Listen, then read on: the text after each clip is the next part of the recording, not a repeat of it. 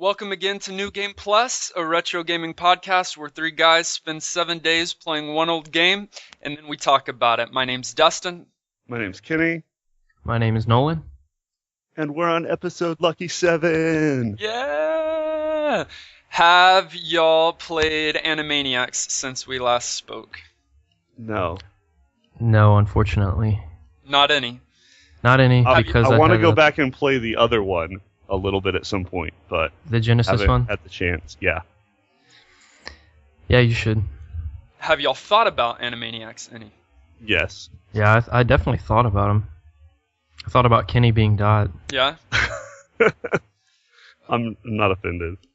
One of our listeners that follows us on Twitter, at Jessica Lift, said that she hadn't thought about Animaniacs in years, and then she listened to the podcast, and now she can't get the Countries of the World song out of her head. Do y'all remember that song? I listened to that week. That's one of the like I went back and watched the show pieces that I did. Yeah. Well, what's her Twitter name? At Jessica Lifts. Well, you're welcome, Jessica Lifts. For getting that song stuck in your head. Yeah. For geography. Kenny. Yeah. Who is one of your favorite video game heroes? Protagonists. One of your favorite characters. I'm really, really bad at favorite questions. So instead of giving you a great favorite answer, I'm just going to tell you one of the first ones that came to mind. And that is the Star Fox guy. The Star Fox guy? Wow. Obviously, he's not that important to you. Yeah. If you call him the Star Fox. Listen, I just want an excuse to say do a barrel roll. And that's not even him. Oh, you're not even talking about Fox? No, I mean, I am. Good. But for some reason that game popped into my mind, and we need to do some 64 games for sure at some point. He's not my favorite. Not even close. You don't know his name. maybe Link. I mean, that's like a cop-out answer. Uh-oh. No. Uh-oh. That's my answer. Uh-oh. Oh, okay, You're just saying what comes to your mind. Fine. We're not letting him pick the ones that I don't get to have my own favorite. Kenny, you're wrong. Yours is Sid Meier's. That's not true. Just because I played some Civilization this week. I will say one of my fondest memories of a main character isn't a character that had a name, because it was in a game you always named it yourself. But I will say the warrior from Dragon Warrior, the old NES RPG. Fair enough. Where you're just picking. Okay, mine's Link. Or maybe White Mage from Final Fantasy. No. Your turn. Mine is done. Link from The Legend of Zelda. And mine's not, because that's... No, it's not. It's definitely not. Why? I probably don't like him as much as you do. I really don't. Why do you like Link? Why are you so attached to the guy? Because of his clothes? I don't know. Because that was my game growing up. Because of his clothes. Like that's the creepiest answer. That's how I pick my favorite protagonists in video games. I don't have a green tunic. Right. Who's your favorite clothes wearer then, Dustin? My favorite clothes wearer? That's easy. You're asking my favorite clothes wearer? Uh-huh. Oh, Kenny. Come on. I know your answer, because your answer's the same no matter what. No, I'm not going to pick him. Goodness, I don't know, actually. Vincent Valentine has a pretty cool get-up from Final Fantasy VII. But one of my favorite video game heroes is Ezio Auditore da Firenze. Did not expect that. It's Great. not necessarily my absolute favorite, but one of my favorites. Kenny, were you expecting Cloud? No, yeah, I was right. expecting Cloud or a really, really terrible segue into this week's game. I wasn't sure which. Well, let me tell you a little bit about Ezio if you don't know. He is the main protagonist in Assassin's Creed 2. Oh, okay. So boom, I kind of called it. Assassin's Creed 2? Yeah. Yeah, Terrible Assassin's segue Creed 2. achieved. Assassin's Creed 2 is one of... I didn't plan this. Assassin's Creed 2 is, in my opinion, one of the best in the Assassin's Creed series, which is a series that I've been a fan of for a while now. And it's interesting to note that just a couple of days ago, the newest Assassin's Creed game came out, Assassin's Creed Syndicate. Which is why we actually went off list this week to play a game that inspired the Assassin's Creed series in a lot of ways. Yeah. And he's always Russian. Yeah. Have either of you played Assassin's Creed before, any of the games? Yeah, I played Assassin's Creed 1 on the 360, and I hated that game. And then recently, Dustin, Email you... incoming. Huh? There's so many fans of that series. Dustin, you inspired me and motivated me to try out, was it 4? Assassin's Creed 4, Black Flag? Yeah. The pirate one. And I loved that game. That was a lot of fun. But I'm not sure if it was so fun because it was Assassin's Creed or that they just did a pirate game incredibly well. So I haven't been back to the series and probably won't play Unity because of... No, Syndicate, sorry. I probably won't play Syndicate because Fallout 4 is coming out and I'd rather buy that. Kenny, have you played Assassin's Creed? I have played a tiny bit of it. I have friends that are a big fan of the franchise and intended to do a commit to playthrough. But I'm just less of a console gamer lately in life, and so never pulled the trigger. I have watched some of it, and I'm kind of generally familiar, but I'm not a big Assassin's Creed guy. Yeah, well, Syndicate, like I said, came out on the 23rd, and it's getting some good reviews, some poor reviews, but whether or not you're a fan of the Assassin's Creed series, you can't deny that it's been a successful series. And the Assassin's Creed series, believe it or not, was birthed out of the game that we played this week, was birthed out of the Prince of Persia series. In fact, the creative director for the Prince of Persia series was set to work on the next Prince of Persia game. They had come out with a couple, and I think it's her goal was to come up with the new Prince of Persia game, and it was to be about an assassin who was the bodyguard of the Prince of Persia. But she didn't like where it was going. She didn't like a Prince of Persia game not being about the Prince of Persia, and so it turned into its own game entirely, which became the first Assassin's Creed. Really? Yeah. I did not realize that. Yeah. So it wasn't just like a successor and like it motivated it, not just like a spiritual successor. It was like literally what launched the series. Yeah, I mean, and spiritual successor, yes, but also just straight up successor. Like, this was a game, and they continued in the Prince of Persia series, and they made, a flawless movie with Jake Gyllenhaal, but I don't have to check IGN on that one. Never seen it, but you probably shouldn't. I haven't either. But yeah, Assassin's Creed came out of there, and I mean, both have been somewhat successful series. But I guess that will take us straight in. Let's do an overview of this week's game, Prince of Persia. Overview. You do an overview. Okay. Well, Prince of Persia. Take that. Prince of Persia came out in 1989. So when I was young, Nolan, you were not born, and Kenny was about 40 or so. I was already halfway through my life. Yeah. It came out on Apple II, which we joked about that last week, but that wasn't a console, that was a computer. And so it was really old. The thing about this game that doesn't surprise me, though, the look and feel of it, for some reason, feels more computer and less console. I don't know how to even put my finger on it. It's just sort of an ambiguous kind of sense I had, but that totally doesn't surprise me. Well, 100%. I mean, I felt that as well. Okay, so there were many ports of this game. Many. I'm talking about, this might have been the most ported game of all time. I just made that up, but I wouldn't doubt if that was true. Most of the ports happened in the early 90s, like 92, when it was ported a lot. I think it made it to Genesis as well as Super Nintendo, among many other different things. It's a platformer. You're in control of an unnamed protagonist who you're taking through a series of dungeons to save a princess and defeat a bad guy. I mean, there's nothing genius to the story. Is it really unnamed? I kind of feel like they set it up where you are Aladdin.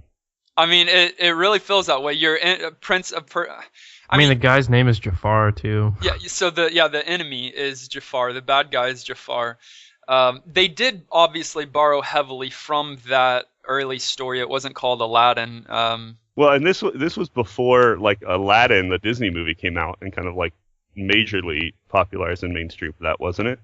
Yeah, so they took heavily from the Arabian Nights stories, which was what Aladdin came from.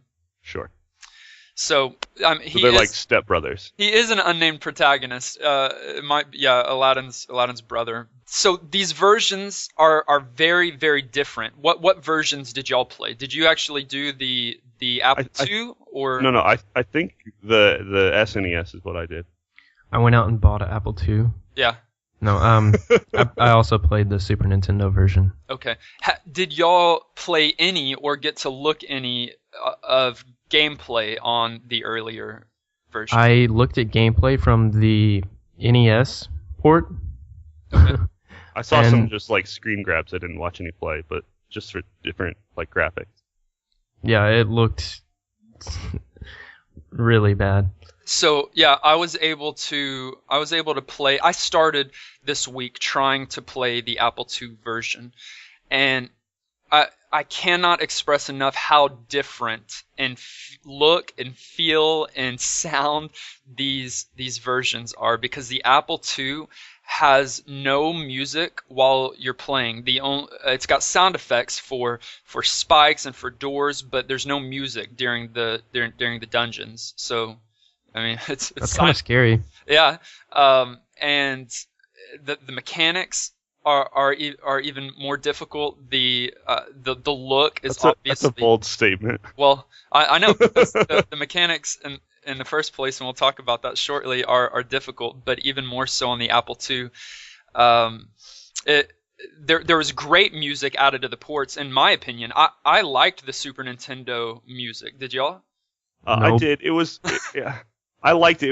I thought it was weaker than the art, like graphically. I thought the visual look of it was pretty stunning at places, and I liked the music, but it was a little repetitive. Yeah, that's the only music. Yeah, and then there's battle music, but yeah, you get the battle music, and then you get the run around music, and it got old, but I thought it was good. Maybe I was just excited that there was music. Coming from the Apple version, there was none, and so when I got to the Super Nintendo and there was music, maybe it just changed it entirely for me. Oh, hey, I've got to interrupt real quick and let you know that you have less than 25 minutes to complete this podcast. No pressure. And Kenny's saying that for a reason. Let's talk about gameplay. Gameplay. That little pop-up that always reminded you this game is hard and you're going to fail, and no matter what buttons you push, it's going to accidentally pop up and be on your screen anyways, was super annoying. That was really stressful. It was so stressful. I don't know, it's an interesting mechanic, but it's like... Without a hard like time limit, the game would have been difficult enough. Like, you add that onto it, and it's like, what? And I was thinking, what if you... I mean, you know how they give you a password similar to Mega Man to start back? Okay. What if you... Like, does it remember the internal clock so that when you put in that password, say you're close to the end of the game, but you only have like 10 minutes left to be at a stage, do you lose the game? I don't know. I would guess that it does, but it may not. And you just wasted an entire playthrough? Or maybe there's some kind of preset clock. I didn't answer that question. It'd be interesting to know. Y'all are talking about the Super Nintendo version, which is fine, but what you're not understanding is that in the Apple II version, you only had a 60 minutes worth of timer. I think you've got double that in the Super Nintendo version. You have 2 hours, yeah. In the original version, you've got an hour timer. Same amount of stages? Same amount of stuff? No. In the original version, there's 12 stages. I think there's a couple more in the Super Nintendo version. And if you don't complete it in the time, the princess dies, game over. And in the original version, there was no save state, there was no nothing, and so you had to beat the game in one sitting, or you start the game over. Like, no passcodes even? No passcodes. Because even with passcodes, I felt like it was ridiculous on the Super. I feel like you would have had to take 5 years of your life to beat that game. I take that back. You didn't have the internet and the guides, and the only way to like figure out these puzzles is to just try them again and again and again and again. That's not an interesting mechanic, because, okay, say someone actually does beat this difficult game. They're done with the game. Like, they bought your game, played it in one sitting, and now it's over. I think they tried to create replay value in after you beat each dungeon, they give you the time it took for you to complete that dungeon. And so I think, the idea They were trying to is, get you to like speed run it. yeah, Like, be see how see that. efficient. see how fast you can do this. Sure. And not only that, there are places in some of the dungeons that you never have to go if you don't want to. So there's stuff that's unexplored, and That's true. there's secrets. Like there's one place that you would never know is that I don't even know how someone found it, but like you have to do a leap of faith, like you're about to just plummet down, and you do plummet like 2 different levels, and then if you're holding the right button, you'll catch onto the wall, and there is a health vial that will give you another arrow of your life. So like there's things like that. Okay, that makes more sense. Like a time attack. At least they added that because having a time limit to complete the game is like stressful, and I feel like sometimes it's valid. I don't know that I loved it on this game. We already said, but there's 12 stages, and they're dungeons, and they're pretty similar. They change colors, at least in the ports. I'm not entirely sure if they changed colors in the Apple version. You get a sword in the first stage. Did y'all get that far? Did you find the sword? yeah, I found the sword. Yeah, I got through I got through a couple of stages, but not very far. Okay.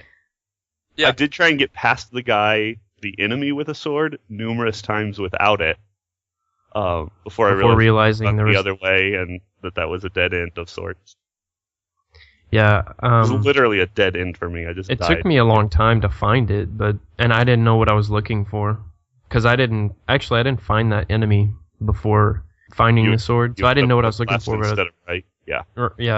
I found it, and then you can't go. You can't keep going when you find it. That point. Right. So then that kind of teaches you, all right, I need to go back and look for something that I can do different now. Right. So there are 3 main traps that are throughout the levels. So one of them is spikes that come out of the ground whenever you're in close proximity. What's another trap? The spinning, like from the wall, there's like logs. I don't know, trying to decapitate you, and you have to like crouch and go under them. Do you not know what I'm talking about? I don't know if I remember those. No, I don't know. Well, how far I don't did you think get? there was a crouch feature. Maybe you got a lot farther. No, there's definitely a crouch feature. It's like a hazard. It's like if you're not looking, it'll hit you. When you get close to it, it's like a spinning arm, like a wooden arm that comes out of the wall, and you have to crouch under it. Really? Yeah. Huh. There's gates. Yeah, there's Mhm. there's gates, there's There's spikes, Falling floor. there's falling floor, there's the guillotine type, Yeah, there's the chomper thing. the chomper thing, Like got teeth. and then there's just pits. Holes. Yeah. Holes, yeah, You can that fall. you fall. Which is annoying because some of them are pits and some of them are the way you get down to the next level. Right. How do you tell the difference? Oh, you don't. Trial and error. It's my favorite game design. On top of all those things, there's sword fights, which are not easy. Oh, it's very frustrating. Listen, can we talk about the input lag? Yes. Oh my That- goodness. Just That's what like, makes this game so hard. absolutely. Every move you make, your character has an animation to it, so you have to wait for him to do it. It's the most frustrating way to navigate and fight. It's bad. Absolutely. It just felt terrible. Like it was a fun game, but like the fact of like I'm trying to do things and it's not translating because of the way the input and the reactions and animations work was frustrating. Well, let me tell you a few things that will help you to respect what they did a little bit. One, obviously, this game came out in 1989, so that absolutely. puts some Old. things into perspective. But two, prior to this, mainly, your combat was shooting. Your combat was, one sprite shooting another sprite, which is an easier thing to create than hand-to-hand combat. Hand-to-hand combat Absolutely. hadn't been done much until Prince of Persia, and so there. And then let me tell you about rotoscoping. So this was one of the first games, if not the first, where the art director. What he did was film his younger brother running and jumping and even sword fighting in completely white clothing. And then he took that footage and traced over that footage digitally so that he could create the realistic movements of the protagonist in this game. That's cool. And that makes sense visually, it definitely looks more authentic than a lot of games. Right, and especially for a game that old, I did notice the realistic to lifelike movements and stuff. Yeah, absolutely. So, they could have that gone makes sense. for little, polygons and running around, and they didn't. We're playing this many years removed, but when this game came out, the reviews, they went crazy. They said that it broke new ground with animation, so uncannily human it must be seen to be believed. Wow. I mean, yeah, for the time, I can. That is really funny though. But this is what I can say. Playing it so many years in the future from when it came out, I can tell that they were very limited in what they could do. Obviously, during that time, they didn't have the resources that we have today. But and y'all may have not felt this, but after I got into it, maybe stage 2, stage 3, it was still difficult. It still pulled me out at times. But then when I had that music behind me and I was doing these leaps across these large spaces, I surprisingly felt like I was in the action movie, of those times for a few moments before I was ripped back out. But even during the sword fighting, because you can parry and you can stab, and like I know there's input lag, but there were times where I felt what it would have been possibly to feel like when this game originally came out. Oh, for sure. And I still think that, some of the stuff that you talk about, the art director kind of going above and beyond, and I think it shows not just in the animations, but and maybe it's just the port, maybe Konami just did a great job with it, but for the era, I thought it was one of the prettier games. I don't know, it was like hard game, crazy hard game, but really well done. Like you can see why it spawned a whole set of games. Between that and like the kinds of puzzles where you have to figure things out and run forward and backwards and like use your mind, and it's a good game. Let's talk about how it aged. Aged. Do you think that it aged well? I don't. Why?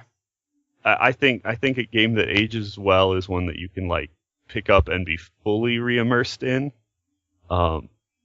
Whatever good things it was, I think of the crazy amounts of fun we had playing Mega Man. I even think of like original Super Mario Brothers or something that just like you can pick it up and enjoy it for what it was no matter what. Between the input lag and the trial and error like design, and like I don't see anyone, unless they're a fan of the series or specifically like old games, wanting to like pick this up and go through the experience. I agree. I will say though that I can see some of the gameplay mechanics and styles like straight up there in Assassin's Creed. Like there's a lot of ledge grabbing. Absolutely. And stuff like that, like crawling up buildings, ledge grabbing, jumping over gaps. It's totally, that mechanic totally transferred. I mean, and you even said they meant to do that. Oh yeah. But that's really cool because I wasn't expecting all those mechanics in this game. I thought it was just going to be well, first of all, I didn't think the input lag would be that severe. Like I didn't know the animations of the character would be like that. So I just thought it would be like some simple platformer. I didn't realize you had to like interact with the ledge and stuff like that. So I think that's pretty impressive, honestly, for being such an old game. No, absolutely. But as a whole, yeah, it's rough to pick up and try and. I mean, you can enjoy it. You can enjoy certain aspects of it, but like Kenny said, I couldn't get really like immersed into it. I couldn't really find myself, really having. It's one I can appreciate a lot of the stuff it did. Like you can tell it was a great game, and yeah. I think one of the cool things is that you can tell it was designed like for an older audience, between the graphics and the gameplay and the difficulty and the plot. Like, they hadn't started, sort of catering to like hitting like little kids like a lot of later games go. Right, like Assassin's Creed doesn't absolutely do that. And so that's cool. And you can see games in this style that have stayed all the way through. Like you think of the Batman games recently, mm-hmm. and I feel like those are this style of game, so they definitely sort of started. It's almost like its own genre. Like exactly. It's kind of unique in the ways that you progress through a level. It's pretty unique. Yeah. So I'd say a good game, an impactful game that's made a difference, but not one that itself has aged well, in my mind. I agree with y'all in part, and I disagree in other parts. I don't think the original game aged well, and I mean, if you thought this one didn't age well, try playing the Apple II version, No, I'm good. and you'll see the difference. Coming from there to playing one of the ports halfway through the week, I think it aged remarkably well, and by that I mean with everything that it had against it, being so old, originally being on the Apple II, the lag. There's not much to the story, but there was something about the game for me that was captivating. There was charm to this game. I don't know. I could see the love put into it. I could see the creativity, and for some reason I could just feel. And I haven't felt this in other games, but I could feel the heart that went into this game. And so when I was playing it, I don't know, I was living that out, or I don't know. I think that the ports aged somewhat well. I enjoyed it, and I think that others could possibly as well.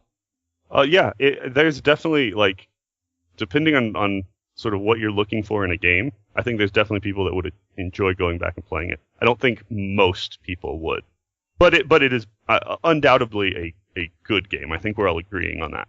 So it's got a fan base. Like, obviously the series continued, and so if this game is too ancient feeling for you, there's more recent Prince of Persia games that you can play and still get in that same atmosphere, right? Yeah. But there's a big fan base for this original game that they have taken the original game and they've gotten the file formats and they've created levels themselves. Oh, that's sick. Yeah, that's cool. Fun. Yeah, I can really respect that. Like, they kept the same mechanics. It's the same engine. Same engine, but they've also created over 60 mods for this game. Oh, that's awesome. That's awesome. It's definitely the kind of game that, like, if you enjoyed and played through and have fond memories of, I can see you just, like, really swearing by it because of the. Even though I don't like this game, well.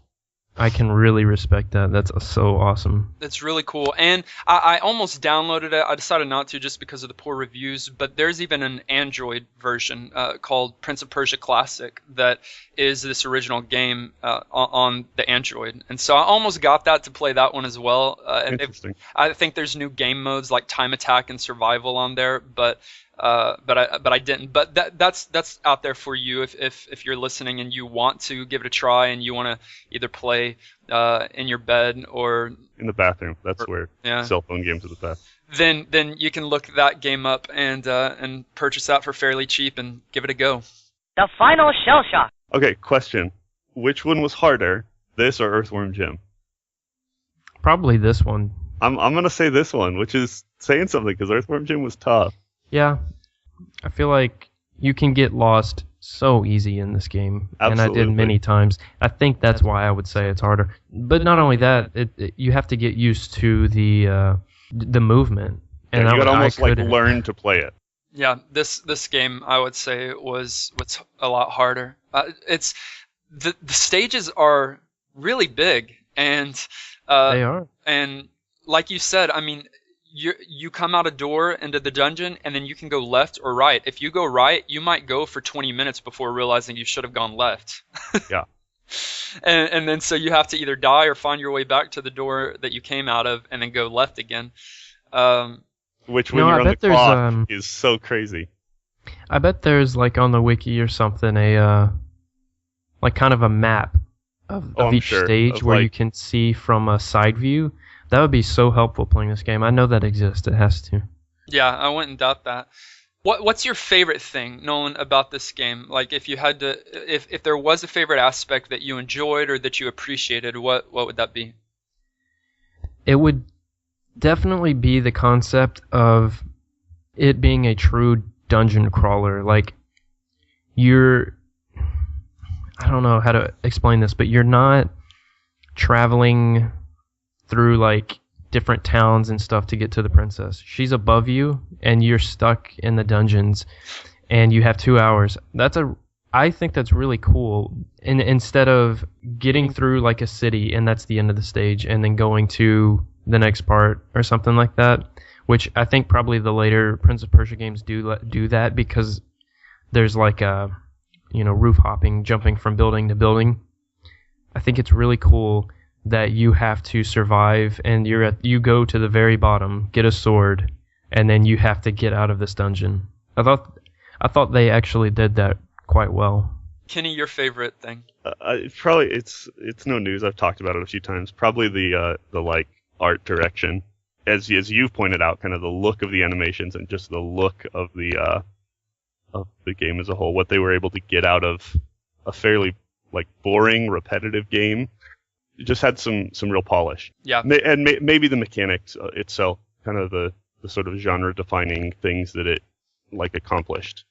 My favorite on stage 4, you might have not gotten there because it takes a while to get there. Stage 5, I think, for the Super Nintendo, there is a time where to get back to the door that you opened to progress to the next level, you come face to face with a mirror, and it's the only dungeon or the only stage with mirrors on it, and so you don't know what to do, and then you finally realize, after just standing there for a while, that you have to jump through it, and when you jump through it, your shadow or your doppelganger comes out the other side, and it's like a shadow of you, and he just stands there. You can't get back to him, which you're like, okay, so what in the world was that all about? Well, later in the game, that shadow comes back in one of the other dungeon stages, and he traps you, and you have to get past him, and then even later, maybe the next stage, you come face to face with him, and he's drawing his sword, and so you think you've got to fight him, and it's very creative because obviously there's no dialogue, but if you attack him, your health goes down, and so you can end up killing yourself by killing him. So the thing that you've got to do is you've got to jump through him, and when you jump through him at that final time, you merge together, and then your health is full again, and that's right before you go to the final stage. And I just think that's a really cool addition to a neat way of putting like some storytelling elements into something that's pretty basic. Yeah, yeah, and I just thought that was creative and that was fun. That, along with later the princess sends out a mouse to assist you, and I know you didn't get this far, guys, because it's near the very end of the game, but you come up and you're stuck at a gate and you can't go anywhere, and but if you wait there for seriously like 20 seconds, maybe 30 seconds, then a mouse walks out on the other side of the stage and presses the button for the door to open and you to get through. That's sweet. So yeah, so there's a few storytelling elements that they include in there in the gameplay that I thought were a lot of fun. Last question in this summary section. Nolan, you talked about it briefly, but can you guys see how future games borrowed from and learned from this so early heavily Prince of Persia game? Yeah, from all of the games we're playing, but especially this one. How so? Just even the kind of mechanics, like it really did almost define a genre. And then some of the creative things they did visually and the look of things, the actually having like hand-to-hand combat. I think there's plenty of places you can say it was influential.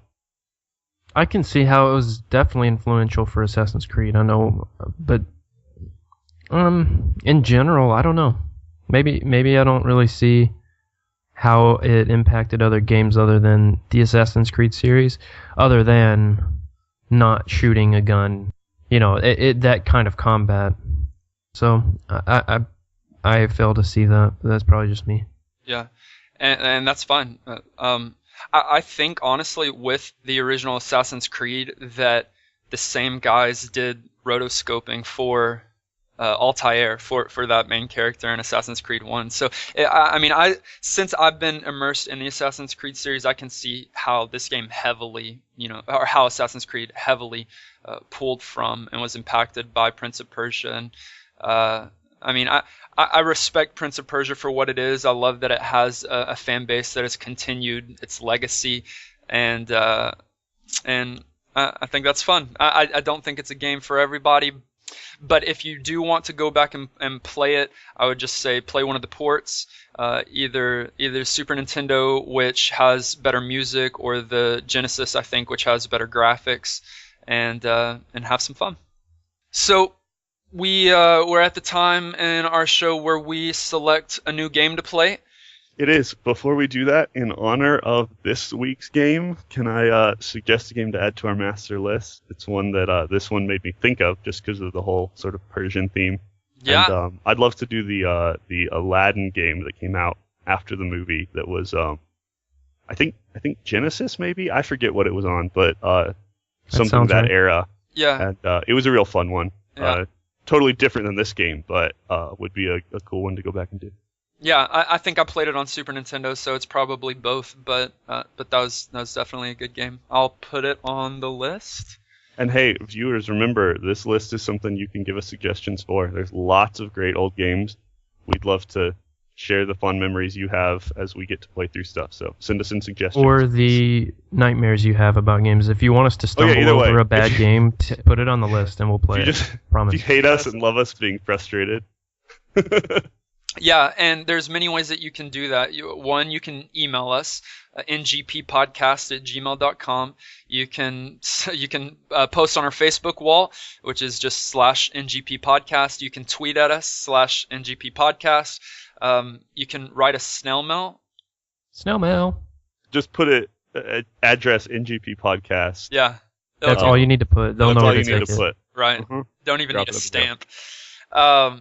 And play along with us and with these games. We'd love for you to listen to this podcast early in the week, have a few days to play the game with us, and then send your comments, send your commentary regarding the game. In fact, someone did that just this last week on Twitter. At Rev Beraldo, I think is his name. He played with us and he sent in some feedback saying that he finally got past the first stage of Prince of Persia. Such I an love that. accomplishment. Yeah, and so we obviously congratulated him on that, and then he revealed that he relied heavily on save states, which I don't blame him for. No. You can play along with us and keep us updated on any of our social media sites. We'd love for you to do that. Absolutely. This is even more fun if it's a community thing. So I guess let's roll up this week's game. all right, let's do it. I'm excited. nervous I get so hyped up. I'm Like literally my heart rate goes up during this 2-minute because period. we could either get incredibly happy or really sad depending on the next thing Dustin says. I'm Absolutely. spinning the randomizer. The game that we will be playing for the next 7 days is called Civilization 2. Yes. And he is happy. I love it. That's one I put on the list because I have such fond memories from my childhood. And we've done so many console games that doing a PC game will be great. Haven't you been playing a Civilization game recently? I have actually. I've been doing Civilization 5 as my non-retro game of choice recently, and just this week for the first time did the One City Challenge on Deity mode and beat it and felt like a boss. And so going back to the roots of that series is going to be so much fun for me. Well, hopefully some people know what you're talking about. So was this on PC Oh yeah, it's a PC game. or Apple II? Nope. PC. Dust off the old Apple II. Windows 95 era, maybe Windows 3.1 era though even. I think 95. Guys, thanks for hanging out with us this week. If you enjoy our podcast, would you just take a moment and rate and review it? That would help us tremendously, either on iTunes or Stitcher, SoundCloud, wherever you're listening to this on. And as we've already said, find us on social media or through email. Connect with us throughout the week. We'd love to do this along with you. And we'll see you next week for episode 8, playing Civilization 2.